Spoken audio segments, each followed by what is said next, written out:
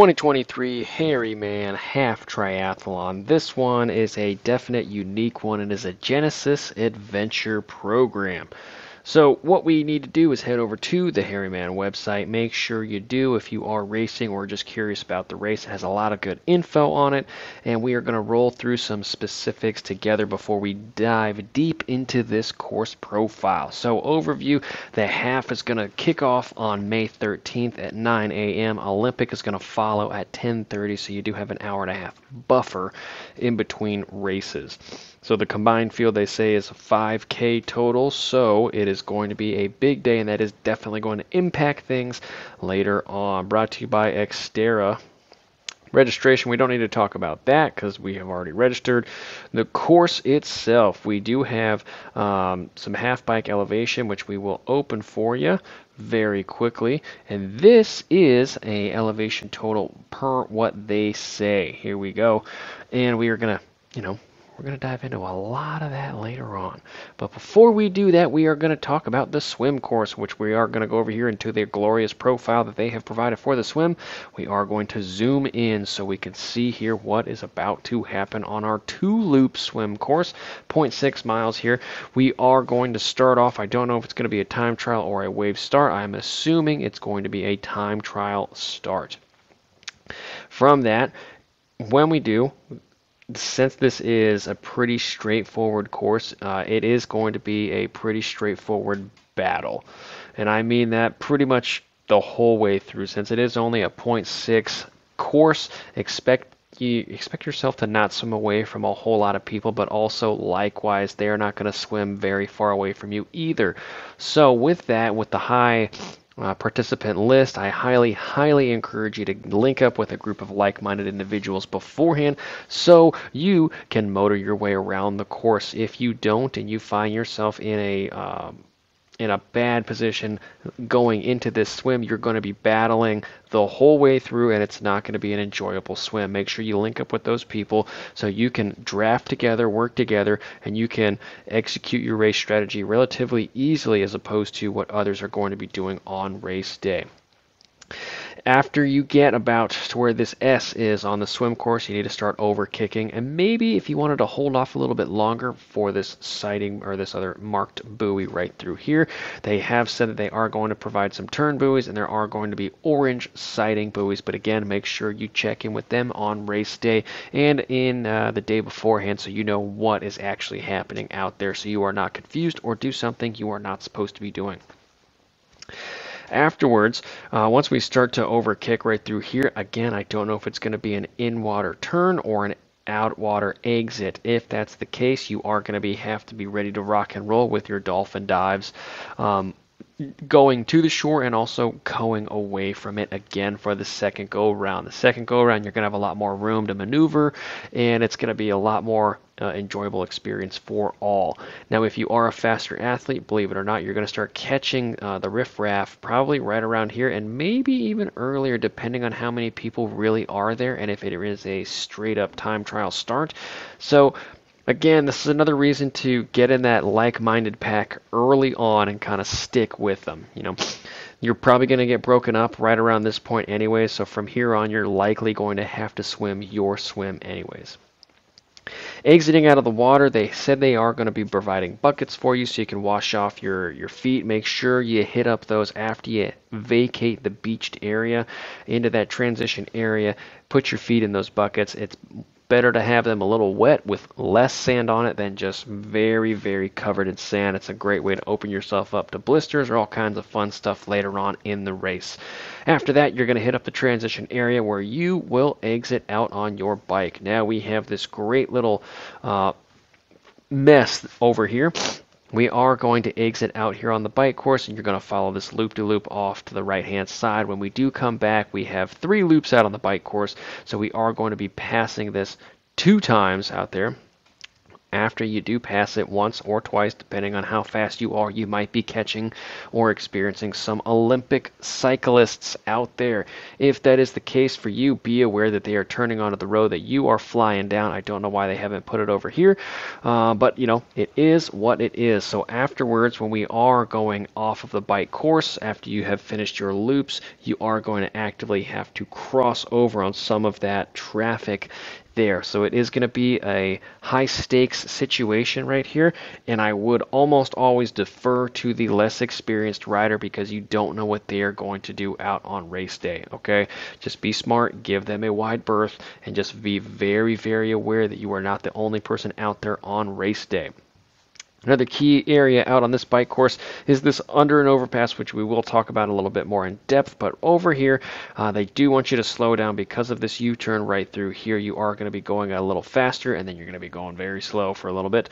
But again, we'll dive into that later. So that is the specifics out there. And then on the run course, you're going to do a out and back 2 times to finish up your event. So without further ado, let's dive into our bike. So the bike here, we have a course that looks like this. All right, you'll notice we'll do it once, twice, 3 times, 4 times for our 56-mile event. Now we are going to have to experience some things, and you are going to have a couple different areas to save a lot more time than you think, and this course is very, very daunting. But if I just go to where everybody's looking right now, this area right through here, we have 675 feet of elevation gain, 675 feet of our 5,000, and we do that once, twice, 3 times. So a large chunk of your elevation gain is going to happen right here every single time out on course. Okay. So let's dive into what each lap is going to look like. And that's a bad example because let's dive into. Go. I'm going to highlight this section and we're going to go all the way back to this section again so you can get a good little feel of what is happening here. So out on course, we have a number of different ways we can attack it. I think the best way that you can attack this is actually attacking this hill a little bit more. You're going to have to anyways, and if you look at some of these numbers as I'm hovering up, there's already been a 10%, 9%, 8% mixed in here, and an 11% right through there. So you are going to be having to battle anyways. So if you are a weaker cyclist or one that's worried about saving your legs a little bit for the run, now is your opportunity to start getting some gears ahead of time where you can actively spin up these climbs a little easier. 5,000 feet of elevation is definitely no joke. It's something that you do have to be mindful of on race day, and if you don't listen to it or respect the course a little bit, you're going to be paying the price later on the run, which is by no means a throwaway either, and we'll talk about that soon too. But throughout this section right through here, this is a great spot to gain some time on other athletes. And when the course does spike up here, don't be afraid to hop up out of the saddle and really work the terrain out of the saddle for a little while. I'm not saying that you should climb this whole climb up out of the saddle, but don't be afraid to alternate a little bit here and there. Now, here comes the first key to the course. This first key to the course, I have that orange dot that's moving around up here. So as I am moving around here, just keep an eye on that. So as we do climb up over this hill that everybody has their eye on, what they are not going to have their eye on is this next little section through here every single time, right from the start of this loop on the very first time, down the dog leg right through there, sharp turn. This is going to be an easy area to catch some people napping. If they have gone up that last hill and they have totally crushed it, they're going to need a bit of recovery. This is a great opportunity for them to recover here. Out of this 4.5 mile section. It's also got a lot of downhill. It's got 523 feet of elevation loss. It's also got 235 feet of gain, and if you use the downhills here, you are going to be able to fly up some of these other hills pretty easily. You are going to struggle in a couple of places. That is definite for sure, but you are going to be catching people if you just keep the pace on the pedals through here.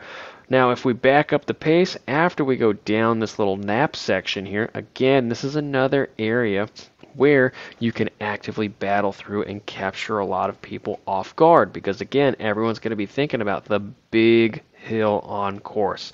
And so when we go look at our time saves, this is going to be another area where you are going to be able to save a lot of time really easily if you look at it. So as we go up over here, this is our 3.5% area, and then the elevation gains aren't super gnarly until you get further up this hill, when you do have that 4, 5, 7% mixed in here.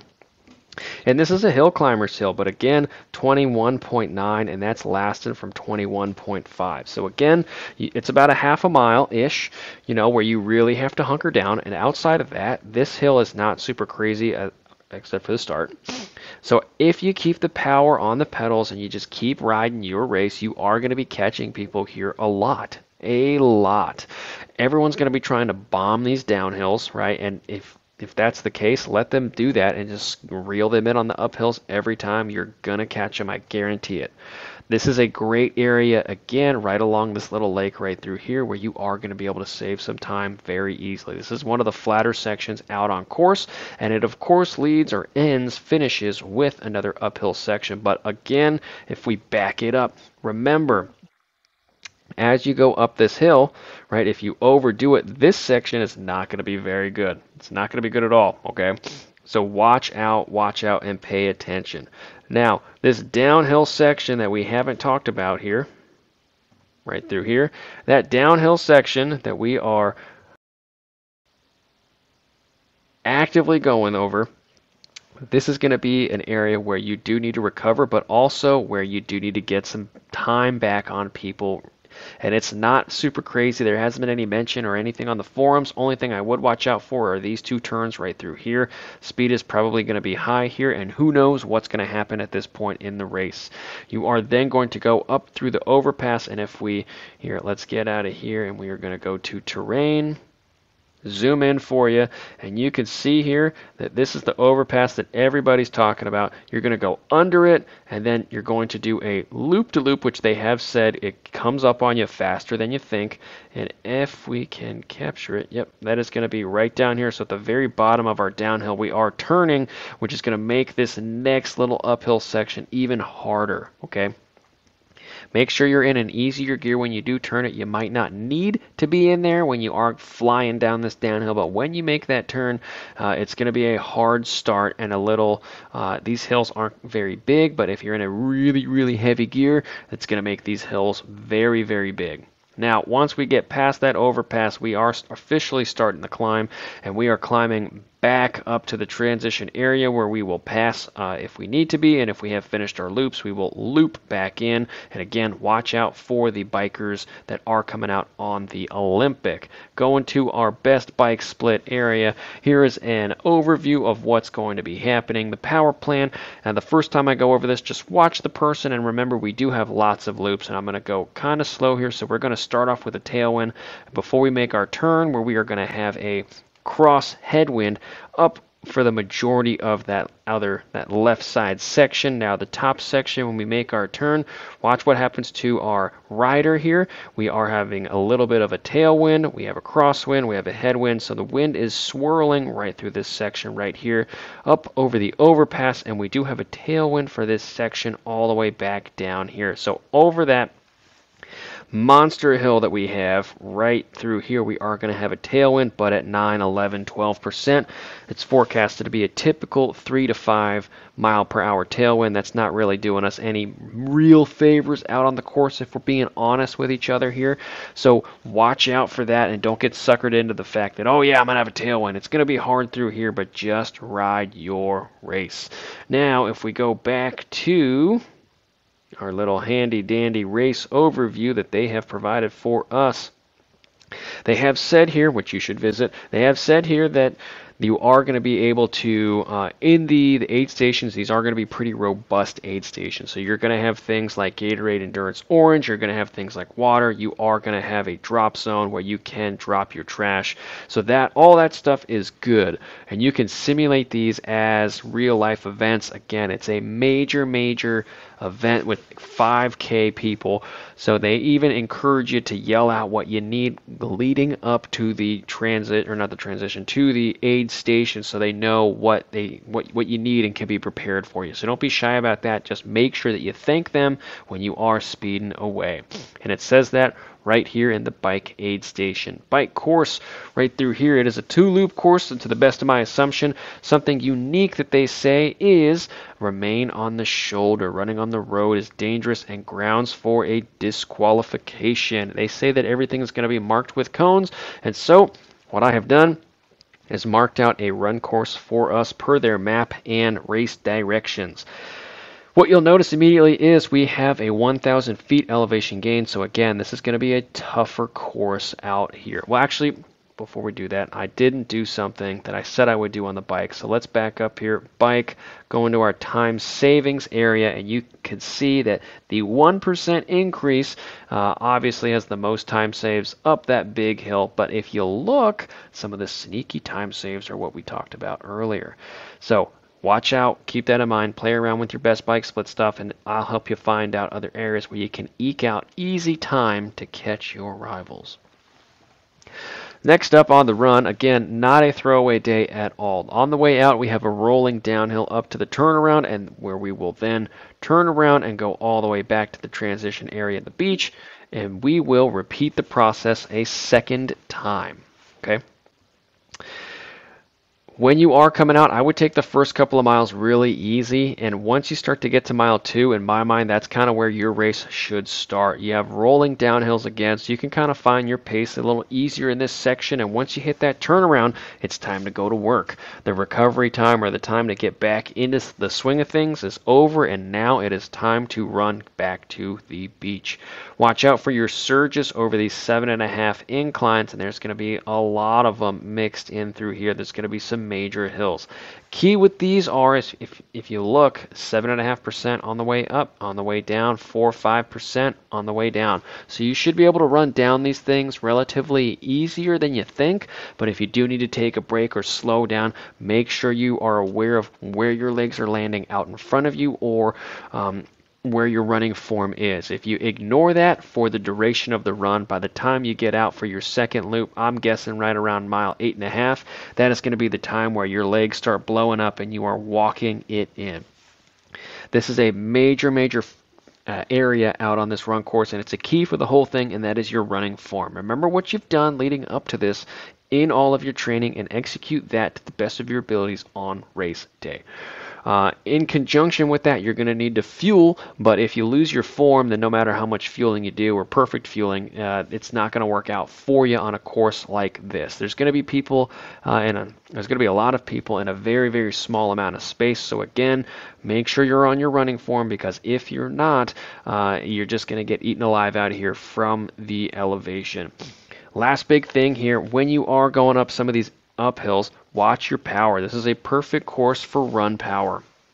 If you fail to have run power, you don't have run power, watch your heart rate. That's the next best thing. And if you see that your heart rate is constantly going higher and it's struggling to get back down, you're probably going a little bit too hard, or some fueling issues are happening, or something like that's going on. But just be aware of what's happening and go down your checklists and be smart out there on race day. This is going to be a very challenging day. It's also going to be a very fun day. So good luck, racers, and let me know if you have any questions, and I will happy to talk to you at an individual basis. Good luck at 2023 Harryman.